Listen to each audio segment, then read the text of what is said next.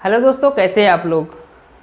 दोस्तों चलिए देख लेते हैं हम अपना आज का टॉपिक भारत सरकार अधिनियम 1935।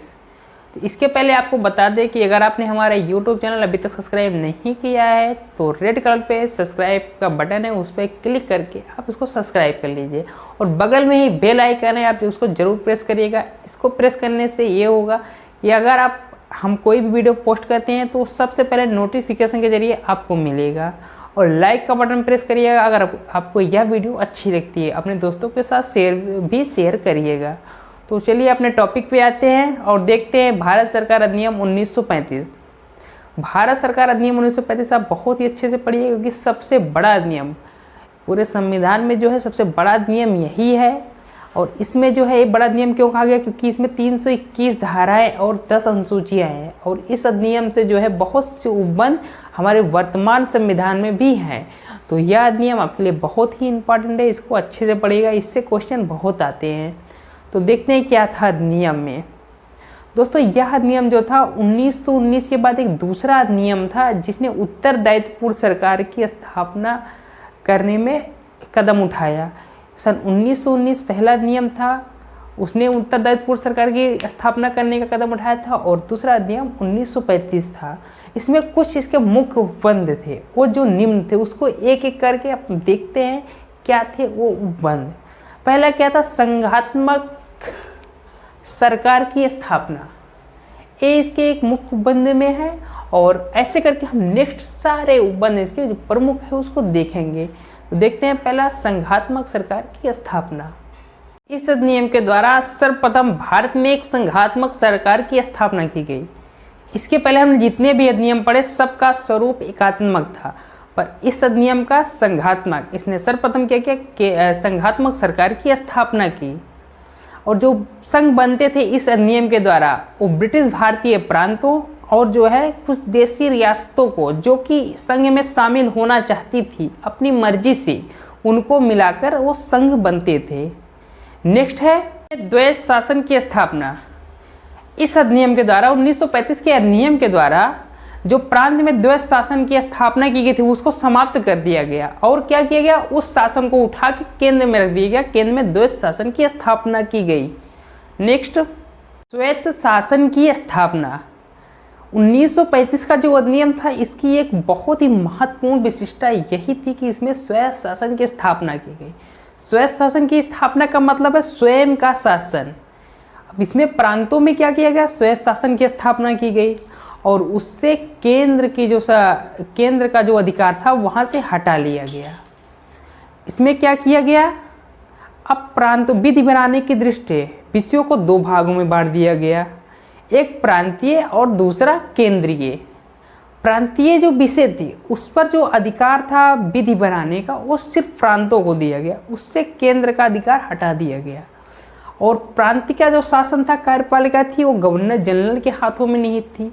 और गवर्नर जनरल क्या करता था, अपनी मंत्री परिषद की सलाह से और मंत्री परिषद की सहायता से ही जो है प्रांत के लिए विधि बनाता था, नियम बनाता था, और जिसके लिए वह विधानमंडल के प्रति उत्तरदायित्व था, ना कि जो है ब्रिटिश सरकार के प्रति।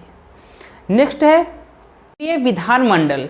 केंद्रीय विधानमंडल में दो सदन होते थे, एक था विधानसभा और दूसरा था राज्य परिषद। विधानसभा की जो अधिकतम सदस्य संख्या थी वो 375 थी, जिसमें से 250 जो है ब्रिटिश भारत के थे और जो 125 सदस्य वो भारतीय रियासतों के सदस्य थे। और जो राज्य परिषद था उसकी अधिकतम जो सदस्य संख्या होती थी वो 260 थी, जिसमें से 104 जो सदस्य थे वो ब्रिटिश भारतीय के होते थे और जिसमें से 6 को गवर्नर द्वारा नियुक्त किया जाता था और शेष जो बचते थे वो चुनाव के द्वारा आते थे। और 104 जो सदस्य थे वो देशी रियासतों से आते थे, भारत के रियासतों से आते थे, जिसको कौन नियुक्त करता था, जिसको जो है वहाँ के रियासतों के शासक जो है वो नियुक्त करके उनको भेजते थे। और विधानसभा की जो कालावधि थी वो 5 वर्ष थी, अधिकतम 5 वर्ष। और राज्य परिषद यह एक अस्थायी संस्था थी जिसके जो 1/3 सदस्य हर दूसरे वर्ष की समाप्ति पर निवृत्त हो जाते थे। नेक्स्ट है प्रांतीय शासन व्यवस्था। देखते हैं कि हम 1935 का नियम था, इसने जो है प्रांतों में एक उत्तरदायित्व पूर्ण सरकार की स्थापना की। इसके द्वारा जो शासन की शक्ति थी वो जनता और जनता द्वारा निर्वाचित प्रतिनिधियों के हाथों में आ गई, और जो प्रांत की कार्यपालिका थी वो मंत्री परिषद और गवर्नर द्वारा गठित होती थी। और गवर्नर क्या था? मंत्री परिषद का प्रमुख होता था। इसमें गवर्नर जनरल को 3 प्रमुख शक्तियां प्रदान थी। पहली जो शक्ति थी वो विवेकीय शक्ति थी, दूसरी थी विशिष्ट उत्तरदायित्व की शक्ति, और तीसरी थी मंत्रियों की सलाह से प्रयुक्त शक्ति। तो पहली जो विवेकीय शक्ति थी उसमें हम देखते हैं कि अगर गवर्नर चाहे तो जो है अपने विवेक से स्वयं निर्णय ले सकता है, स्वयं कार्य कर सकता है, उसको अपनी मंत्री परिषद से सलाह लेने की जरूरत नहीं थी, या उसकी विवेकीय शक्ति हो गई। इसके यूज करने पर उसको जो है गवर्नर जनरल के प्रति उत्तरदायित्व होता था। और इसकी जो दूसरी शक्ति थी विशिष्ट उत्तरदायित्व की शक्ति, इसके अनुसार वह जो है अपने व्यक्तिगत निर्णय के अनुसार कार्य करता था, और व्यक्तिगत निर्णय के अनुसार कार्य करने के लिए उसको मंत्रियों की सलाह लेनी पड़ती थी। पर यह आवश्यक नहीं था कि वो मंत्रियों की सलाह ले, वो चाहे तो मंत्रियों को सलाह नहीं भी ले सकता था। और जो तीसरी शक्ति थी वो मंत्रियों द्वारा प्रयुक्त शक्ति, मंत्रियों की सलाह द्वारा प्रयुक्त शक्ति, इससे नाम से ही पता चलता था मंत्रियों की सलाह द्वारा प्रयुक्त शक्ति। तो इसमें उसको क्या करना पड़ता? मंत्रियों की सलाह लेनी पड़ती थी। ऐसे बहुत ही कम विषय थे जिस पर यह शक्ति प्रयोग की जाती थी। इस शक्ति के प्रयोग पर उसको मंत्रियों की सलाह से ही कार्य करना पड़ता था। नेक्स्ट है ये विधानमंडल। सन 1935 का जो अधिनियम था, इसके द्वारा कुछ प्रांतों में, सभी प्रांतों में नहीं, सिर्फ कुछ ही प्रांतों में द्विसदनीय व्यवस्था शुरू की गई। इसमें एक होता था उच्च सदन जिसको हम कहते थे विधान परिषद, और एक होता था निम्न सदन जिसको हम कहते थे विधानसभा। विधानसभा का जो कार्यकाल होता था वो सिर्फ 5 वर्ष होता था। और जो विधान परिषद थी एक अस्थायी संस्था थी। अस्थायी संस्था का मतलब होता है जैसे कि हमने पढ़ा था केंद्र व्यवस्था में, वैसे सेम ऐसे इसमें है कि इसके जो है सदस्य प्रति 2 वर्ष की समाप्ति पर, 1/3 सदस्य प्रति 2 वर्ष की समाप्ति पर रिटायर हो जाते थे। अगला जो हमारा है केंद्र एवं प्रांतों में शक्तियों का विभाजन। देखते हैं हम ये 1935 का जो अधिनियम था, इसने प्रशासन की सुविधा के लिए विषयों को 3 वर्गों में विभाजित कर दिया था। पहला जो था वो था संघ सूची। संघ सूची में कितने? 59 विषय थे। दूसरा था प्रांतीय सूची, इसमें जो विषय थे वो 54 विषय थे। और तीसरा जो था वो समवर्ती सूची, इसमें 36 विषय थे। अब जो संघ सूची थी इसमें अखिल भारतीय हित के सारे विषय थे, और इस पर जो नियम बनाने का अधिकार था सिर्फ केंद्र को था। प्रांत इसमें नियम नहीं बना सकता, इसमें विधि नहीं बना सकता था। और जो प्रांतीय सूची थी, प्रांतीय सूची में इसमें जो है नियम बनाने का अधिकार सिर्फ प्रांत को था। प्रांत के साथ साथ इसमें कह सकते हैं केंद्र भी नियम बना सकता था।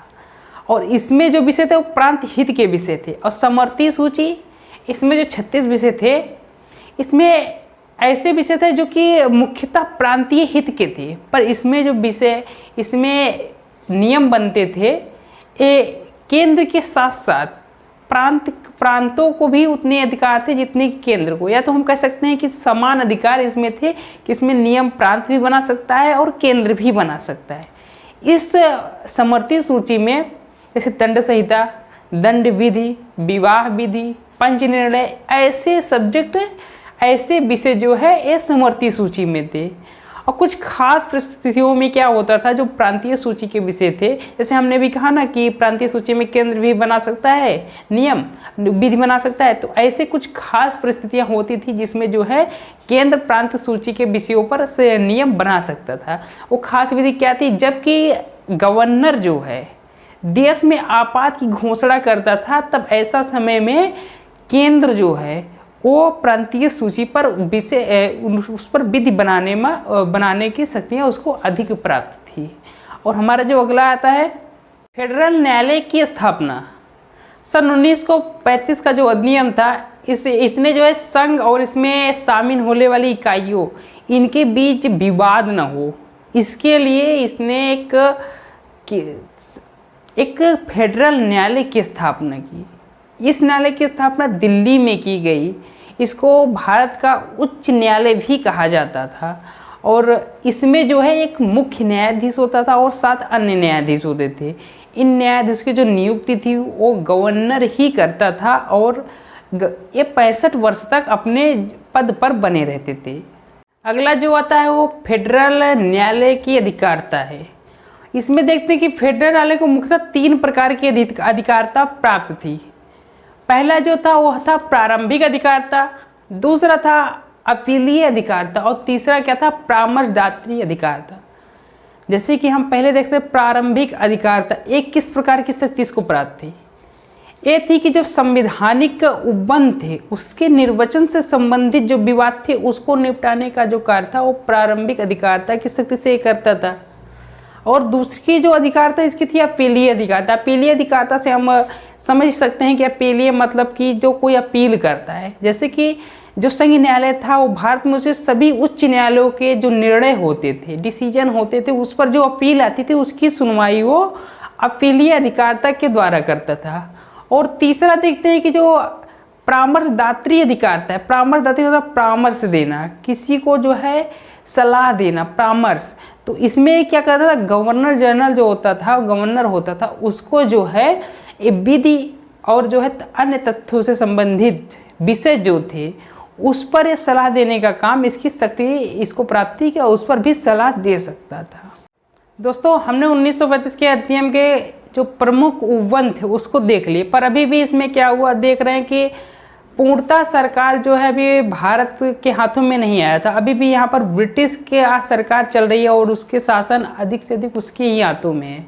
और जो 1937 का निर्वाचन हुआ था उसमें तो भारत ने काफ़ी अच्छी प्रगति की थी, या कहें कि जो कांग्रेस पार्टी थी वो प्रांतों से बहुत अधिक बहुमत से जो है जीती थी और सरकार भी उसने बनाई थी।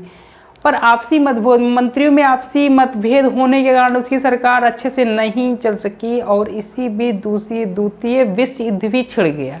द्वितीय विश्व युद्ध छोड़ने के उपरांत जो है जो ब्रिटिश सरकार थी उसने यह घोषणा कर दी कि भारतीयों का भी इसमें द्वितीय विश्व युद्ध में शामिल करने की घोषणा की थी। और यह इस जो घोषणा उसने की थी बगैर किसी सहमत की थी, किसी की सहमति इसमें नहीं थी। और इस जब घोषणा होने के उपरांत ही जो कांग्रेस पार्टी के मंत्रीगण थे उन्होंने क्या किया था, इसके विरोध में अपना त्यागपत्र दे दिया था। और कांग्रेस पार्टी की जो कार्यकारिणी परिषद थी उसने जो है यह घोषणा की कि जब तक आप जो है यह घोषणा न कर दे या ब्रिटिश सरकार यह घोषणा न कर दे कि द्वितीय विश्व युद्ध के समाप्ति के उपरांत हम जो है आपको स्वतंत्र कर देंगे या भारत को स्वतंत्र कर देंगे, तब तक भारत जो है ब्रिटिश सरकार का समर्थन नहीं करेगा, उसकी सहायता नहीं करेगा। और इसी आधार पर जो है आगे आया था क्रिप्स मिशन। और क्रिप्स मिशन देखेंगे हम अपने अगली वीडियो में। तो तब तक के लिए दोस्तों नमस्ते, बाय बाय, गुड बाय।